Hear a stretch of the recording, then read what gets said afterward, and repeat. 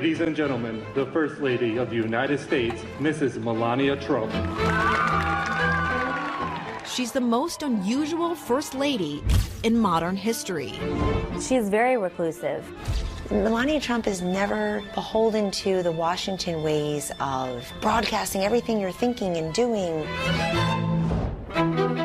There are persistent rumors that Mrs. Trump does not live in this White House. Good morning. She's forging her own path. The president warned her that people are going to attack you about this. Flying under the radar. Still no sighting of the elusive First Lady. Setting her own trends. Everybody has a different taste. The jacket. The jacket. This jacket. I don't think she can shake it. Do you?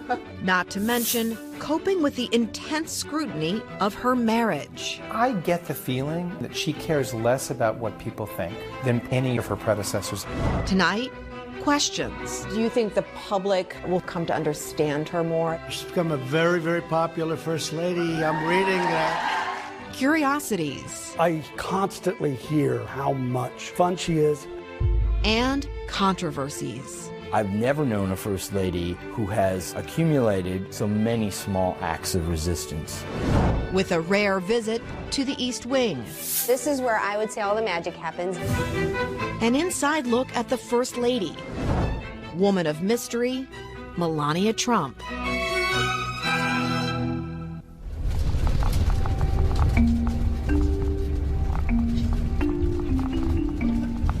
It's 6 a.m., Monday, March 4th. I'm in a press van following Melania Trump's motorcade on the tarmac. It's about a 17-minute drive from the White House to Andrews Air Force Base. The First Lady's staff has allowed me to bring a camera along for the CNN documentary. That doesn't happen often. Neither do these trips. Melania is hitting the road to promote her Be Best campaign. 2 years into her time as First Lady, it's her first solo domestic overnight trip. Is that a normal First Lady's schedule? I think she does a lot less than other First Ladies have done.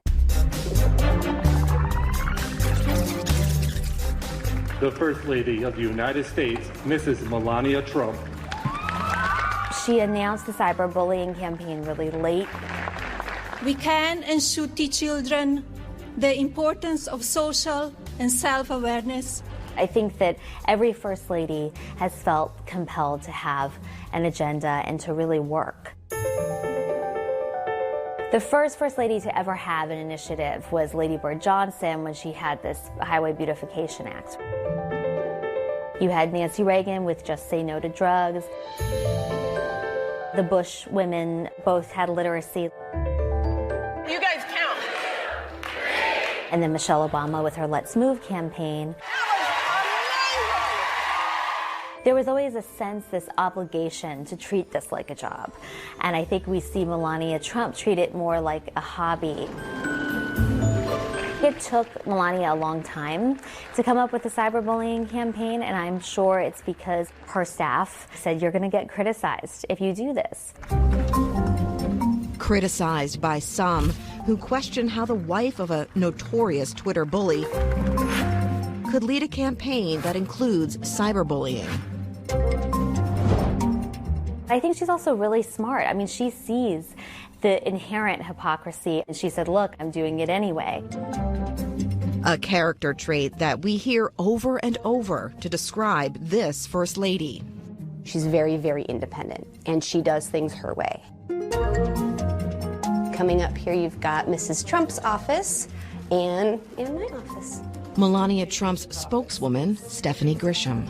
The president warned her that people are going to attack you on this, and it was very important to her, and she stuck with it. That is, to this day, one of the things I respect and admire about her the most. Good morning. She'll always do what she thinks is right, no matter what anyone else tells her. And I don't know that that's been done before.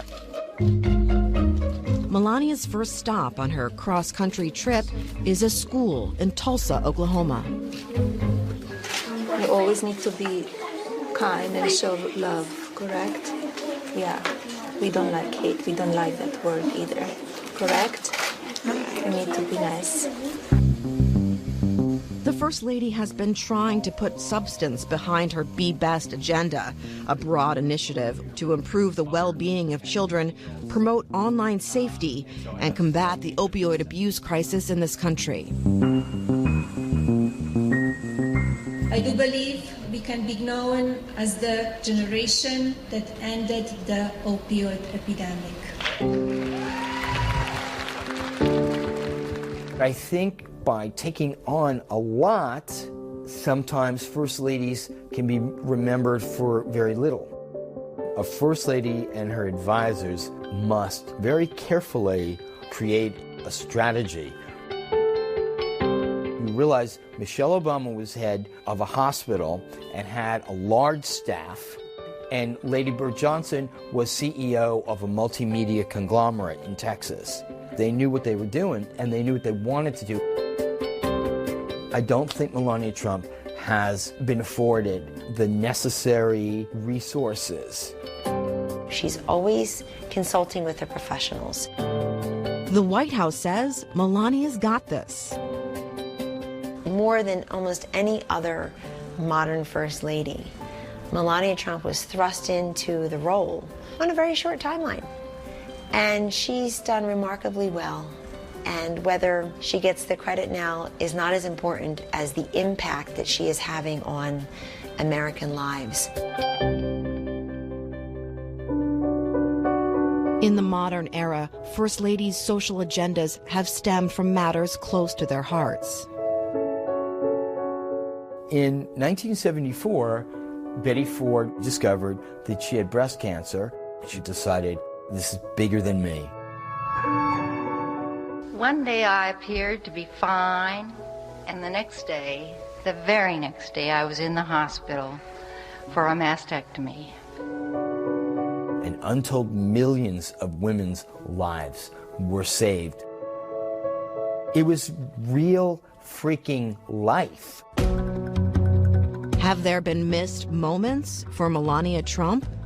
Last May, she entered the hospital for a kidney procedure that kept her out of the public eye for weeks. If Melania Trump had spoken about what the kidney ailment was, plain and simple and unemotional and unembarrassed, if Melania Trump were to ever address what it feels like sometimes to have the barrier and the judgment of an accent, if she talked about a few of these very human qualities that make her vulnerable, that would be enormous. I think that while she is the First Lady of the United States, and that people do deserve to know a lot about her and how wonderful she is, I think that her privacy is important, and I've learned from her that we don't have to tell everybody everything. We just don't, and it works out fine. Where is Miss Taylor? Yeah, the president? Yeah, he's in the Oval Office. I think there's a warmth to her that people don't see, and you see it when she's with kids. You kind of see her light up, but otherwise there is just this kind of wall between her and us.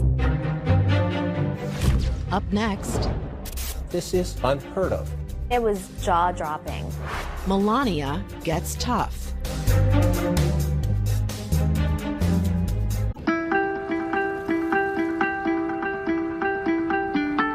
As you leave the West Wing and walk down this driveway, under the portico of the White House, you'll reach the East Wing. It was built in the 40s during World War II over an underground bunker that was for the president in the event of an attack or an emergency. The East Wing has served as offices for the First Lady and her staff since 1977. Rosalynn Carter was the first First Lady to use the space. Upstairs is the First Lady's war room, so to speak. So you're literally in her first line of defense. Literally right next door to her always, whether she likes it or not. Yeah. Meet Stephanie Grisham, Melania Trump's spokeswoman. This is where I come every day, much bigger than my West Wing office. I think perhaps the most important decision that Melania Trump has made is by having hired somebody she trusts and somebody whose sense of judgment is in line with hers. The day that it was announced that I had taken the job with the First Lady, I came into work and this newspaper was just sitting on my seat and it said, "Stephanie, as you can see, you will do a great job," and the president signed it. In the ever-evolving Trump White House, Grisham's one of the few staffers who has stuck around. I was the press wrangler, and from there I became deputy press secretary in the West Wing with Sean Spicer. And then Mrs. Trump stole me. It's kind of a joke with the president and the First Lady and I that she stole me away. This is the Chief of Staff's office, and then Advance and Operations. And back here is calligraphy. They're very, very busy, especially during state dinners. Grisham's in constant touch with the First Lady. Working in the East Wing, being so small, we are tight-knit. We have to be. We are very close. Melania's East Wing has 12 staff members, far fewer than her predecessors. On a given day, we would have 3 or 4 events. It was a juggle. Jeremy Bernard was the social secretary in the Obama White House. Mrs. Obama had initiatives that she launched throughout the administration. So we were really busy all the time. Michelle Obama had like 25 or 30. Laura Bush had upwards of 20. So to have less than half the number of people working for you, I think puts you at a tremendous disadvantage. And it also sends a message about how much you're willing to do and how much you want to do. That was done by design by Mrs. Trump. First of all, it's fiscally more responsible when you have a staff of our size. Also, she is so big on quality over quantity. Melania has isolated herself from the chaos of her husband's White House by directing the East Wing to operate independently from the West Wing. I think Melania Trump is kind of a radical First Lady in a lot of ways. She's someone who came to the position not necessarily wanting to be First Lady, but reimagining it in a really unique way. She's fiercely private and guarded, I think, in a way that we haven't seen since Jackie Kennedy, even more so than Jackie Kennedy. I rather love this fall. It has all the colors one thinks of when one thinks of the White House. Who famously opened up the White House for a tour. We know that she does value her privacy, and so that's very important to us. We are all very, very loyal to her. That's not to say people aren't loyal in the West Wing, but when it's a smaller staff, I do think it's easier to keep things contained. So contained, Melania can't shake the public perception that she's not doing much.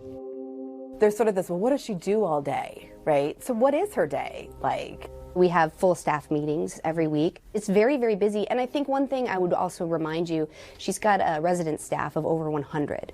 So she's dealing with her East Wing staff. She's dealing with the Usher's office and White House Historical Association. So it's a full day for her. And people don't realize that the First Lady gets in... That we haven't seen since Jackie Kennedy, even more so than Jackie Kennedy. I rather love this fall. It has all the colors one thinks of when one thinks of the White House. Who famously opened up the White House for a tour. We know that she does value her privacy, and so that's very important to us. We are all very, very loyal to her. That's not to say people aren't loyal in the West Wing, but when it's a smaller staff, I do think it's easier to keep things contained. So contained, Melania can't shake the public perception that she's not doing much. There's sort of this, well, what does she do all day, right? So what is her day like? We have full staff meetings every week. It's very, very busy. And I think one thing I would also remind you, she's got a resident staff of over 100. So she's dealing with her East Wing staff. She's dealing with the Usher's office and White House Historical Association. So it's a full day for her. And people don't realize that the First Lady gets involved in these events sometimes months in advance. Lucy Goosey was thrilled. She was filled with delight. Easter we started planning 4 or 5 months ago. She chose the colors for the Easter eggs for this year's Easter egg roll about 2.5, 3 months ago. Staffers say Melania is a perfectionist. She'll have a vision, and then she selects everything. I mean, linens, candlesticks, candles, flowers. Very detail-oriented. It's one of my favorite things about her. She's very fastidious, very detail-conscious. I describe her as a woman of action in a town of talk, where people are constantly looking for the spotlight. She feels no such compulsion to always make it about her. You've seen her in events. People tend to think that maybe she's stoic. I've never seen the First Lady be aloof, detached, disengaged. She's authentic and warm. You meet her, and she's the one saying, can I get you a Coke? Do you want a coffee? Are you comfortable? Is it warm enough? She's very, very kind and gracious. And according to her inner circle, Melania Trump is actually fun to hang out with. I would spend my holidays on deserted island, tropical island with my family. Something people don't really know about her is she's got an amazing sense of humor. She's very, very funny. And also self-deprecating sometimes, which is surprising to me still, just because she's who she is.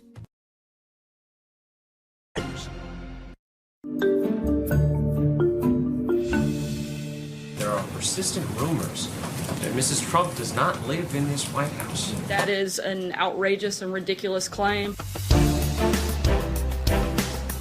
More than a year after she moved into the White House, gossip about the reclusive First Lady still churned.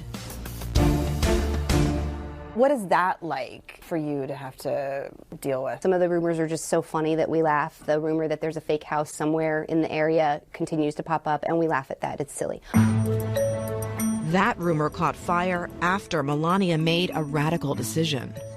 When First Lady Melania Trump decided she would allow her son to finish his school year in New York before moving down here, it was classic vintage Melania Trump, where she is confident. She doesn't need a poll, worrying about what people in Washington think, worrying about what the media will say. She did what was right by her son. For Melania, motherhood comes first. She gets up in the morning and she makes sure that he's eaten, and there's arguments about homework being done and getting in the backpack and getting in the car and getting off to school. It's funny when you go to the White House and you see the soccer goal put up in the garden. Right, and you think, oh yeah, there's a kid, because she has done such a good job of helping us forget that there's a kid. She has gone to great and almost poignant lengths to protect him from public scrutiny. I think that tells you an enormous amount about her. Melania didn't move into the White House for almost 6 months, something her predecessor, aka Mom-in-Chief, contemplated herself. For someone like Michelle Obama, it must have been kind of galling to see her do it, because it's like, I didn't know that was an option. It was very important to her. She clearly loved life in Trump Tower. She wanted to put it off until the last possible moment, which she did. And in some ways, it's kind of a feminist decision. When she finally moved into the White House, Melania kept a low profile. We are so incredibly privileged. Then, last May, she had a health scare. The First Lady Melania Trump recovering this hour at Walter Reed Medical Center. Melania was admitted to the hospital for a benign kidney condition. Rumors flared again when post-procedure she didn't surface for nearly a month. Late-night TV poked fun at MIA Melania. Because as of the time we're taping this show right now, the First Lady has not been seen in public for 25 days. Well, I'm not surprised. It took that Shawshank guy years to tunnel out. I think people want to imagine her as someone who was trapped in the White House. This kind of damsel in distress image, which is not at all in alignment with who she really is. In the same way that Donald Trump breaks all these norms, Melania Trump breaks every rule because she can.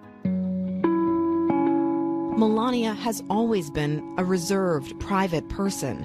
She was born Melania Knovs in 1970 and raised in Seunica, a quiet industrial town in Slovenia, which was then part of Yugoslavia.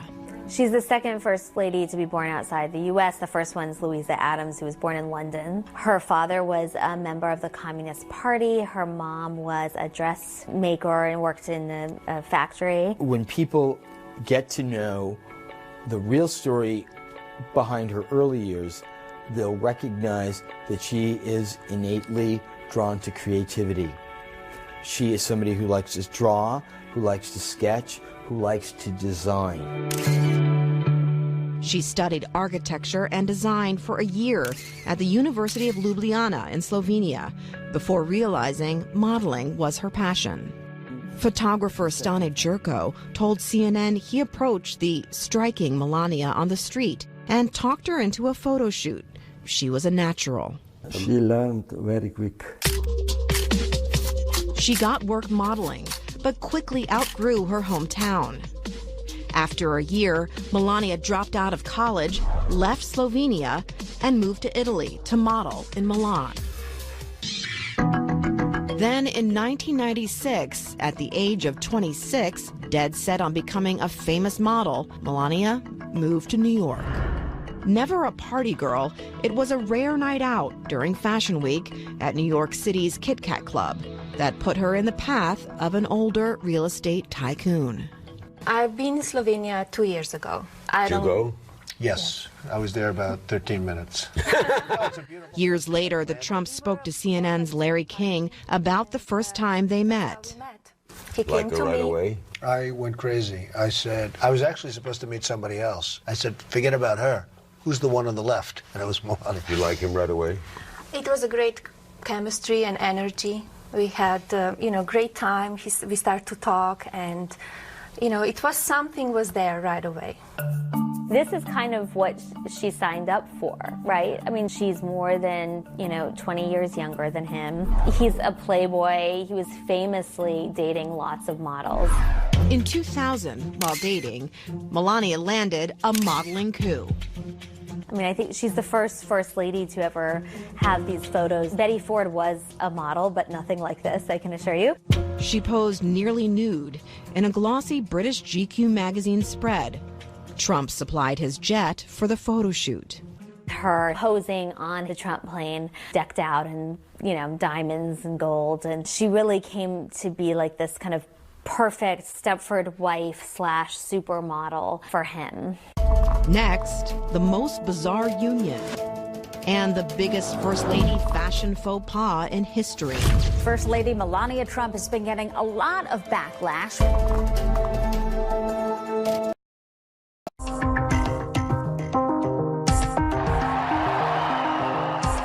I'd like to introduce my wife, Melania. Come. Early April 2016 in Milwaukee, Wisconsin. It is wonderful to be here today with you and with my husband. I'm very proud of him. Melania Trump made a rare appearance on the presidential campaign trail.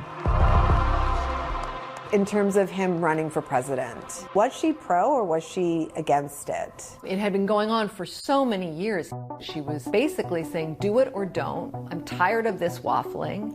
And that was one of the big things that pushed him to actually get into the race. We are going to make our country great again. She was reclusive even then, though. She didn't sign up to be married to the President of the United States. She signed up to be married to a very wealthy celebrity New York real estate developer. So this isn't the life that she necessarily wanted. According to the White House, Melania was on board all along. That is probably one of the undercovered stories of the 2016 campaign, is how steady and supportive Mrs. Trump was. He's compassionate, giving, and loving. Donald cares.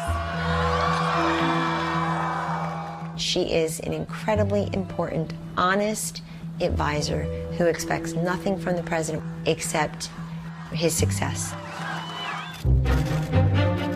Yet images and accounts of the Trump marriage in the White House seem to paint a very different picture. They're the first couple since the Kennedys to have separate bedrooms. Laura Bush would say that she was anchored to her husband. Michelle Obama and President Obama, there was a magnetism there. Donald Trump is not chivalrous in the way that other presidents have been. He's just not opening the door for her. And there have been other awkward moments caught on camera. She famously swatted her husband's hand away on a tarmac in Israel, doing these things that most first ladies would never let cameras see. So, is the Trump marriage on the rocks? Melania's inner circle says, no way. They are like any other happily married couple. I see a lot of things behind the scenes. They're very affectionate towards one another, and they laugh a lot, and they talk, and they're open with each other. When he's on the road, they speak frequently. When she's on the road, he's always checking in. I've witnessed it on both ends, actually. Yet pundits say, because Melania is a woman of so few words, the visuals speak volumes. You're in the public eye, and you're not doing all that much, and you're not saying all that much, and yet there you are. The only recourse is to try to suss out something based on how you have turned yourself out for the occasion. With Mrs. Obama and even prior with Mrs. Bush, designers would create looks specifically for that First Lady. Melania Trump seems to buy online. What they were essentially saying is, I don't want to collaborate on a special ensemble for this First Lady because they're not supportive of the administration. A lot of that led to her decision to just sort of say, okay, fine, I will wear what I want to wear and I'll leave the designers out of the equation. Many searching for clues from the elusive Melania interpret her high fashion looks as possible feminist statements. The Gucci Pussy Bow blouse, people, I think, glommed onto it obviously because of the name of the blouse. And because of the Access Hollywood tape had recently been thrust into the news. The white pantsuit at the State of the Union, was that a message? There were the notions that, oh, she's wearing the white because she's signaling that she's really on the side of the resistance. Some looks, including subtle fashion nods to the countries she's visited, have backfired. Which is what happened in Africa when she wore the pith helmet. I'm not sure why anyone wears a pith helmet, but it was very out of Africa. East Wing staffers say they have zero control over Melania. We all give her the best advice that we can all the time, and then she's going to do, what she feels is best. That stance may have led to one of the biggest fashion blunders in First Lady history. Last summer, when Melania made a humanitarian trip to a children's shelter at the Mexico border, what could have been a compassionate visit turned into a PR nightmare. Melania Trump has been getting a lot of backlash. It's the jacket that's getting all the attention. The jacket. This jacket. The fact of the matter is, she wore the jacket onto the airplane, and then she changed when she was around those children. I find it mind-boggling. That message got sprayed at everyone who was in eyeshot. The White House says it was blown out of proportion. I would find it laughable, me giving her clothing advice. It just seems crazy to me. The damage had been done in the public eye. If there's one thing that ended up sabotaging compelling goodwill, it was wearing that stupid damn jacket. Period. Months later, the First Lady addressed controversies surrounding her clothing. I wish people would focus on what I do, not what I wear. Coming up, Melania could do something that no first lady before her has done.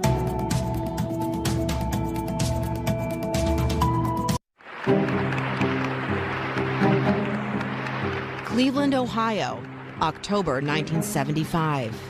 When First Lady Betty Ford took the stage to lobby for the Equal Rights Amendment, it was considered a bold move. Why should my husband's job or yours prevent us from being ourselves?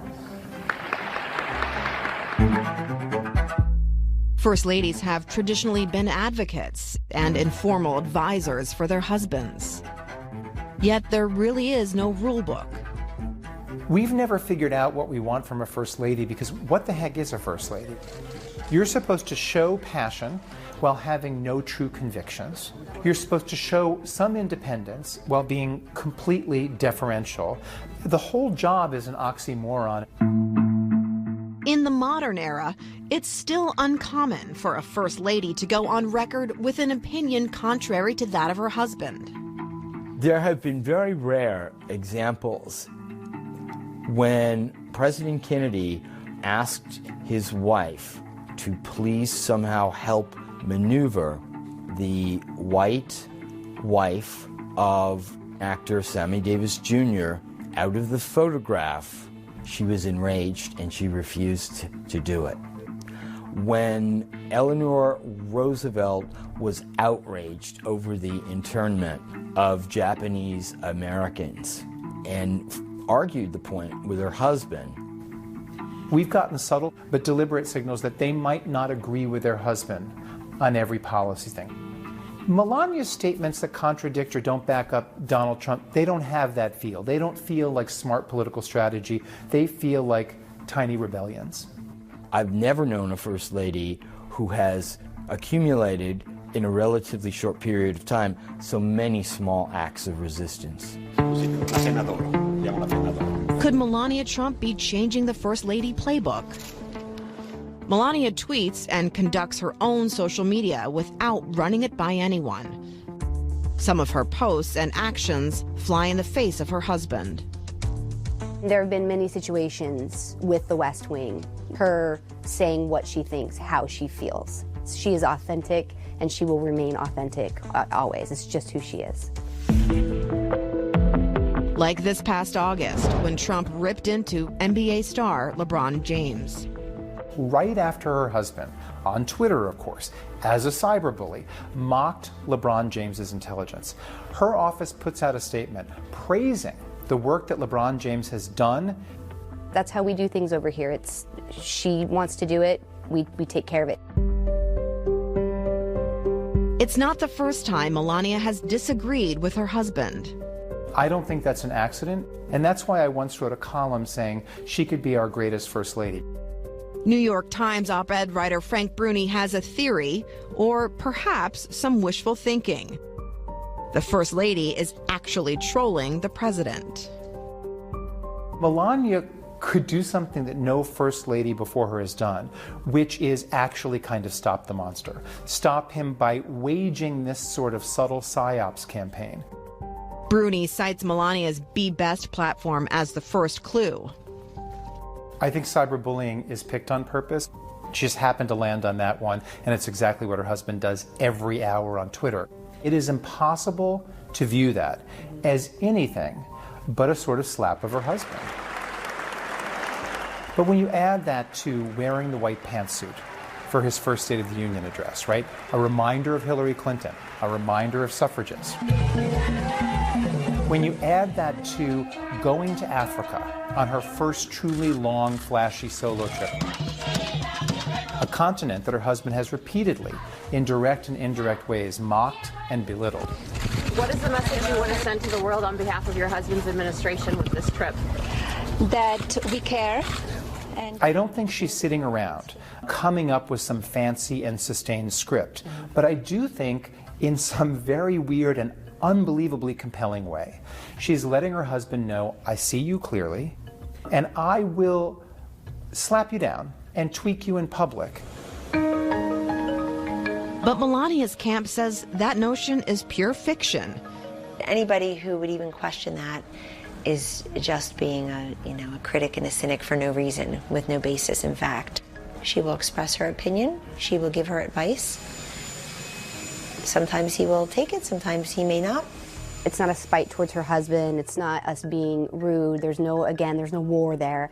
It's just her saying what she thinks is right and doing what she thinks is right. Then in November, the private First Lady made a staggering public move. Stunning and unprecedented public rebuke.